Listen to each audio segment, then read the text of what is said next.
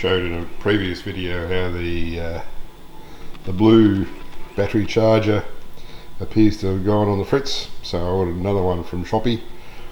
This one's very different technology, because it's massively heavy and says yes, I'll charge at 20 amps, whereas the blue one is supposedly good for 30, and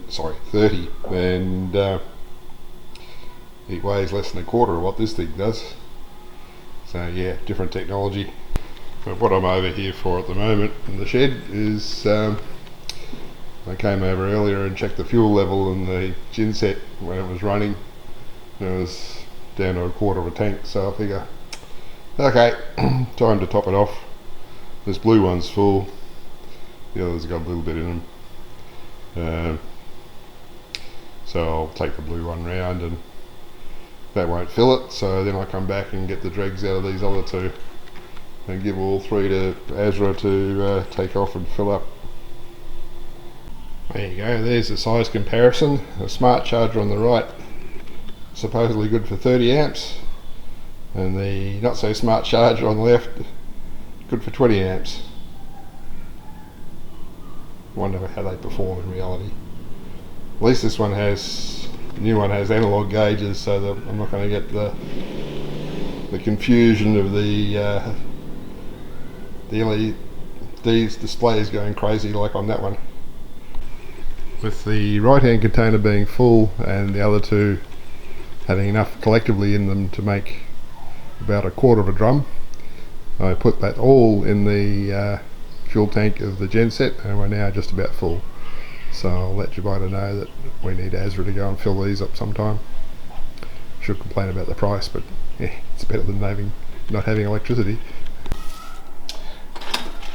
Okay, so line up the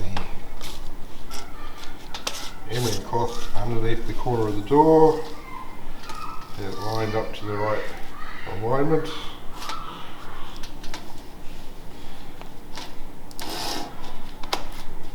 Put my foot on the end and grind. So I've done that several times. So the result of that is the door closes much better now. Still sounds like it's got a little bit of drag somewhere there, but it's not affecting its closing. So I'll keep the emery cloth on hand in case I need it later for another go, but that seems to have been effective. Well, it's fairly scary, but I've done the first 3 pairs to the right on these breakers, or RCBOs. It's a bit awkward, you kind of want to have 3 hands, but it's going alright so far. And I stand on the mats when I'm actually doing the job, because I figure every little bit of protection helps. Should be okay. But I did the first 2 in one batch, and I got too hot and had to knock off, so I've done one more, and it's the afternoon now, so it's quite warm, so I think I might just plug everything back in there and come back and do the others another time. So I got it all covered up again. It's a bit warm. The bottom white number in these boxes up here is the temperature. So these 3 are actually in here. This one that says 42 is over in here. So electricity's warming that up. But we're currently on a consumption of a bit less than 3.5 kilowatts. So yeah, that going through there would warm it up perhaps. So yeah, I'll come back tomorrow morning when hopefully it's a bit cooler. Meantime, outside it's hammering down again. It's about 10:45 on Sunday morning, so it's time to my usual Sunday ritual of going over and draining the pressure accumulator and the pump system for the tank. You can see water overflowing over there from the hang on. See if I zoom.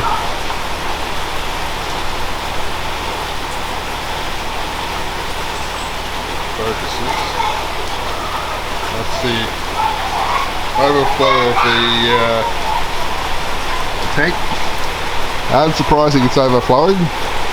I mentioned it was 11:15 on Sunday morning. We've already had 75 millimetres of rain today. So yeah, it's a wet place. So there's no way I'm not going to get wet feet going down to the garden tap. In fact, I'm starting to reconsider the whole idea. You'll see that the diesel drums aren't in front of the door over there anymore, as was already taken those out and filled them up along with a few gas bottles. So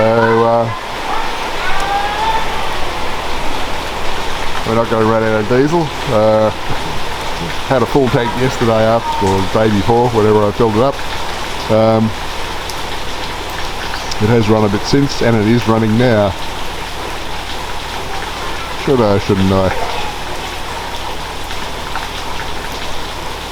Ah, bugger it. I'll go and do something else. I'll continue with my switchboard. You may have noticed them before when I was showing the view inside the switchboard here. But these toroids down here, these are actually around one of the wires for each of the circuits going to the other houses.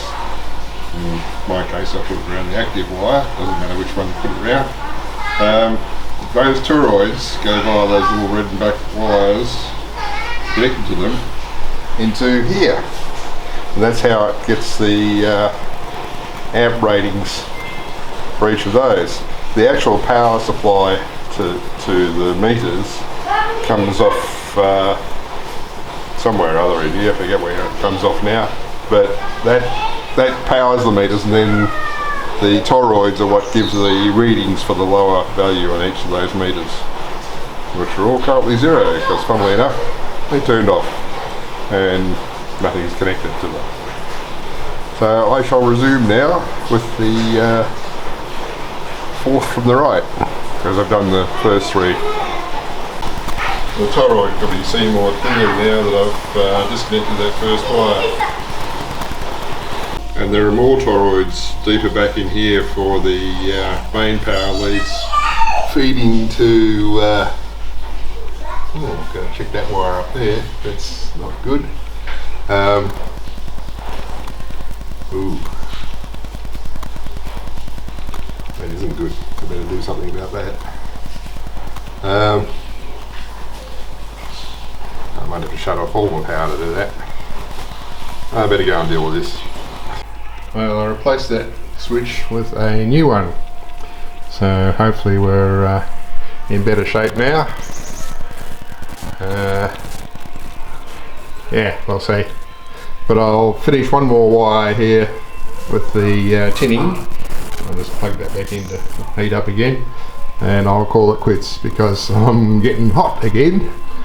So that'll leave me with 3 more sets to do still, but that can wait for another day. Well, it's all buttoned up again, so we'll see how we go on next try.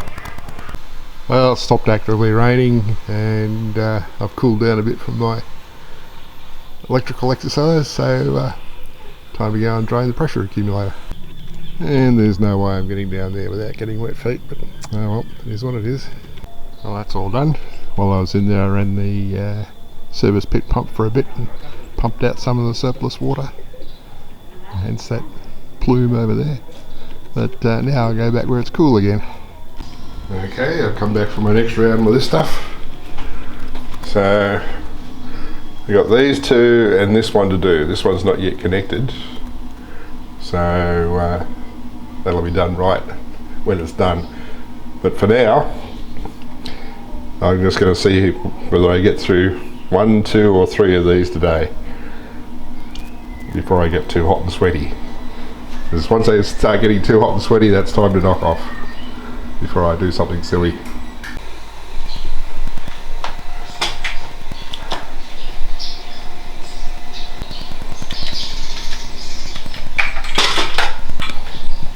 Well, that's all buttoned up again. Hopefully that's the last time I have to go in there until something else fails, or we have to run a wire for Lisa's house, because currently her house runs off the old switchboard out there. I'd like to have a separate feed to their house from the PLN, plus a feed from here going through one of those automatic transfer switches, and we'll do the same at Dadang's house, so that normally they'll run off PLN, but if the PLN fails they run off these breakers here, or RCBOs, so that they won't be without power. That's it for this end, and I'm now hot and sweaty, so it's officially time to knock off for a while. I should point out that since I fixed up that poor quality wiring yesterday, the temperature inside the switchboard appears to be running closer to ambient.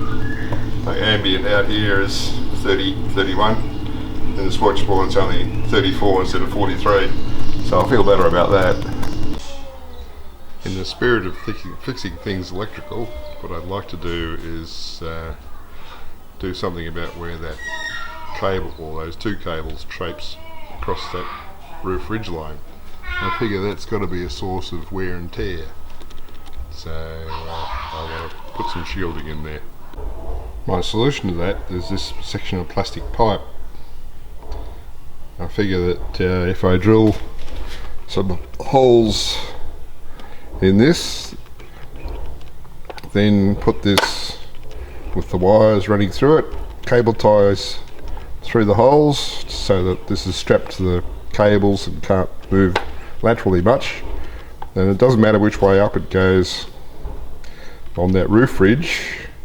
That way up, okay, the wear will be on this pipe, which is going to take quite a while to wear through, or even if it gets turned up that way, the cables will be suspended off that roof ridge, and the roof ridge will just be on the edge there. So either way up, it's fine. So all I got to do is drill some holes, and that bit is probably a little bit bigger than what I need, but the more appropriately sized ones out of here seem to have gone walkabout. So I would have gone with the largest one in there, but yeah, okay. And yes, I have more drills that size in the lock-up cupboard there, but that's what, it'd be 15 metres to walk there and back, so I'm too lazy, I'll just use this one.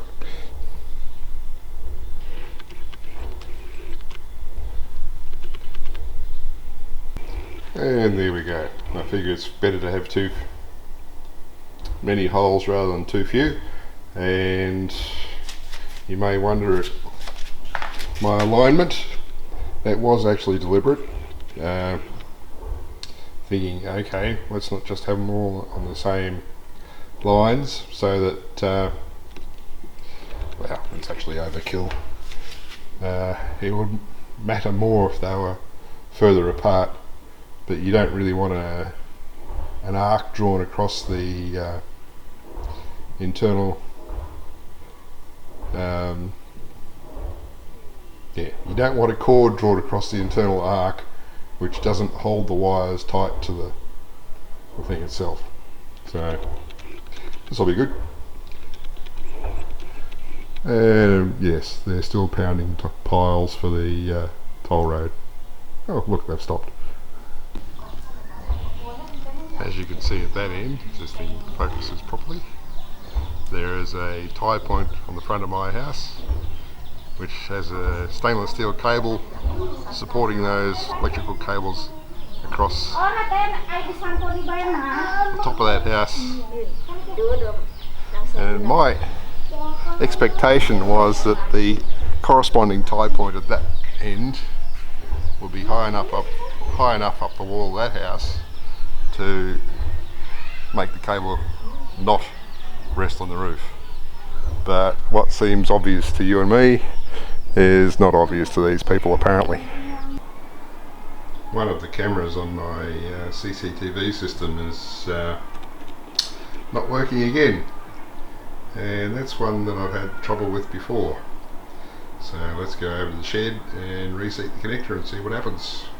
It's that one up there that points at the back door of the shed. So on the PoE switch, it's this one which is labelled, funnily enough, shed back door. So all I got to do is unplug that in and plug it back in, and then check the result of that. And there it is, back to normal. Now that's the third time I've had to do it with that particular lead, and that's been on two separate PoE switches, so it's not the switch or the switch port. I think it must be the cable. So if that happens a fourth time, I'll put a new end on that cable and see what that does. Well, another Friday's rushed down upon me. Time flies fast. I haven't done much since the last little clip, but Dad's been busy. You can see he's put a fence around the little orchard area here to keep the wildlife and the farm animals and birds and small children out. So I'm sure that'll be good. Apart from that, nothing more to report other than just under 200 millimetres of rain for the week, and more thunder around currently, and a friendly cat. And you can hear Dadang still continuing with his fence.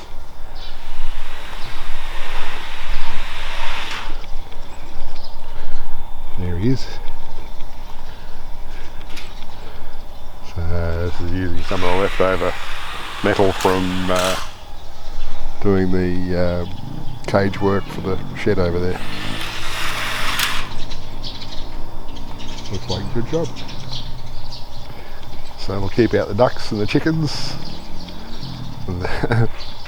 perhaps not the cats, but small children will find it a bit more challenging to wander through there damaging the trees. And we have a lot of dragonflies at the moment, as you can see.